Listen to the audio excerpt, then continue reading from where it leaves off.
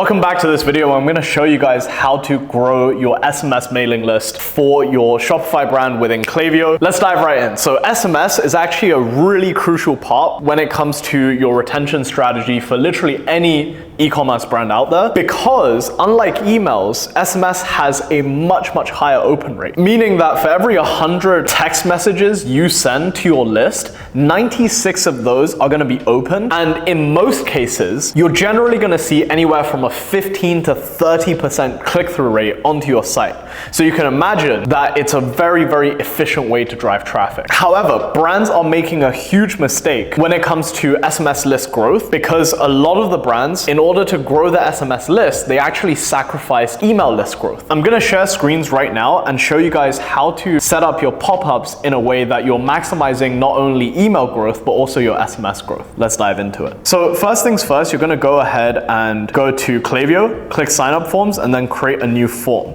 You'll be then greeted with a bunch of these templates, and what you're going to do is you're going to filter for the category that says emails and numbers. Now, the biggest mistake I see brands making when it comes to growing their email and SMS lists at the same time is they actually put the email collection and SMS collection fields on the same exact page. This is the wrong way to do it, because a much smaller percentage of people are going to be willing to give away their phone numbers in order to get the opt-in discount. So a much more effective way to do this is have it set up in 2 steps, where on step 1 you collect the email address, and on step 2 you then collect the SMS.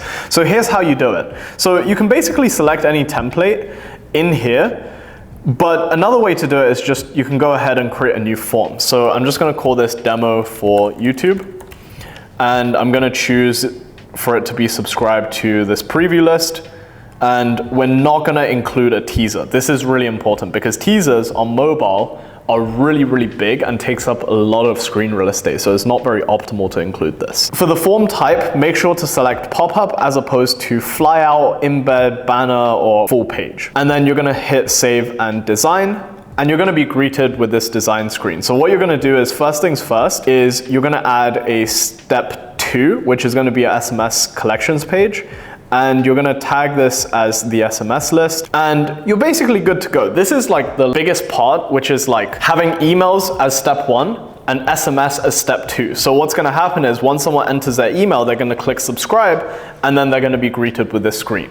In terms of copywriting and just kind of like jazzing this up a little bit overall, what you can do is just add like an image block of your brand logo. Like so, for example, if I was doing this for my newsletter, emailmarketer.com, I would do something like this, and I might do sign up for a 75+ item checklist on email marketing. Now, when it comes to the copy on pop-ups, you want to keep it really simple, right? So if you're a brand and just running like a simple 10% discount, I would literally just write something like get 10% off your next order. Sign up to reveal the code. Boom. Something simple is going to be more than enough to actually maximize conversions. Of course, you can actually customize the aesthetics of the pop-up a lot more. I'm just not going to show you guys how to do that in this video. This is more so focused on showing you guys the general setup. So when it comes to your SMS opt-in stage, generally speaking, you want to use a slightly better offer compared to the emails to give people a reason to actually give their number to you as well.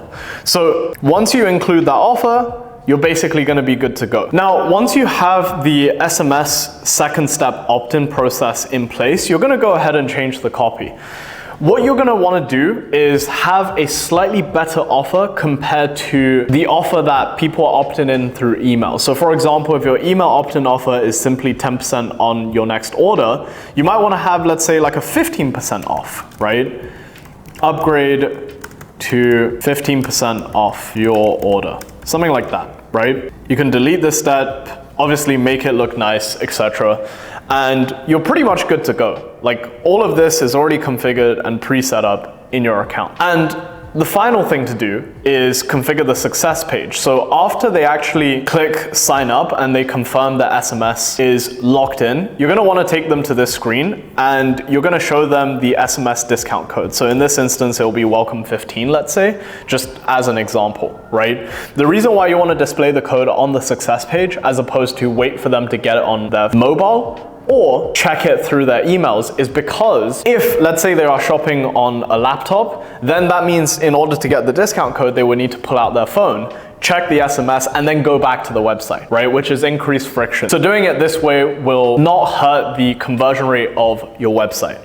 So that's basically the most healthy way of growing your SMS list, as well as the way to do it without actually impacting your email growth rates as well. And what you're gonna typically see is anywhere from like a 5 to 15% opt-in rate on your email pop-up, and then kind of like 50% of whatever you got for the SMS side of things. So let's say you got a 10% opt-in on your emails, then you're probably gonna have a 5-ish%, so 50% of the 10% in your SMS. It could be a bit lower, it could be a bit higher. It just depends on the offer you're running and how elastic your audience is to price. Thank you guys so much for watching, and if you're a brand and want someone to just come in and absolutely smash your email and SMS marketing, feel free to book a call with us through our Calendly link in the description below.